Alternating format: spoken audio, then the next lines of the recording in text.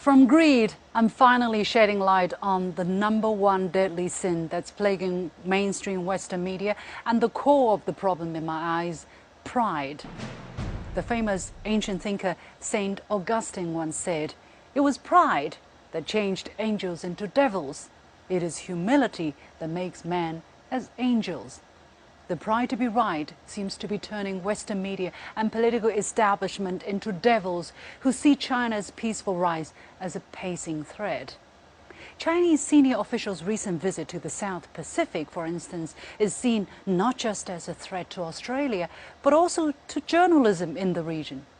China is said to be the reason why Japan is turning away from post-World War II pacifism, and Russia's being an independent country is reportedly potentially subordinate itself to China, thus posing a threat to Japan.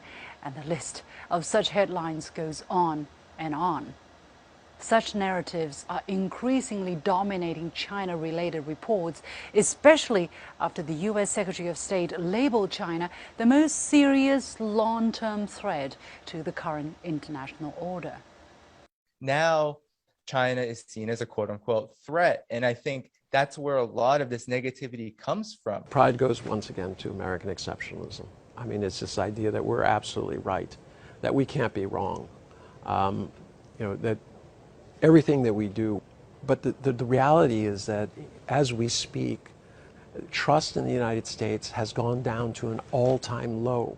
They have no faith in their government. They have no faith that things are getting better. Pride is literally killing us. We cannot see beyond our own faults. The opposite of pride is humility, which allows people to be open-minded to new ideas and experiences. Despite the enormous socioeconomic progress China has made, it has become politically incorrect in the West to acknowledge China can do something right.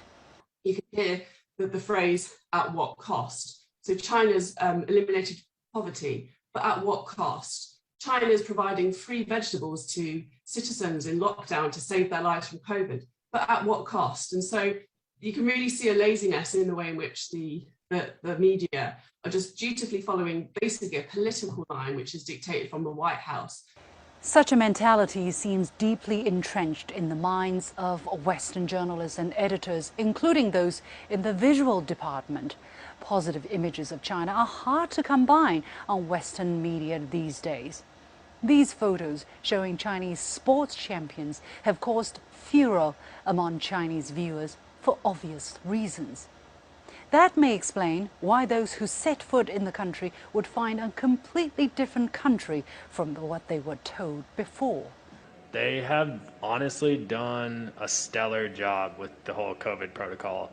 I didn't really know what to expect. Being stateside, you kind of heard some pretty bad media, and that is completely false. It's actually been phenomenal. As much as Western journalists pride themselves as the fourth estate, but the reality is over 1 million people have died in the US of COVID-19 and counting. Nobody has been held accountable. There may be conscientious voices asking the difficult questions, but they have apparently not made a real difference. Something to be proud of? In all fairness, China is by far not perfect, but has gotten more than its fair share of criticism in overseas media for being different and trying to keep it that way. In the foreseeable future, as long as the US is obsessed with competing with China, we may see more manifestation of the 7 deadly sins I have listed. Pride in being right and better, greed for attention, lust for control, envy of success, gluttony for toxic sources, self-defeating wrath, and sloth in critical engagement. Just bear in mind, the real picture might be very different. Next time, when you come across a report on China, will you know any better?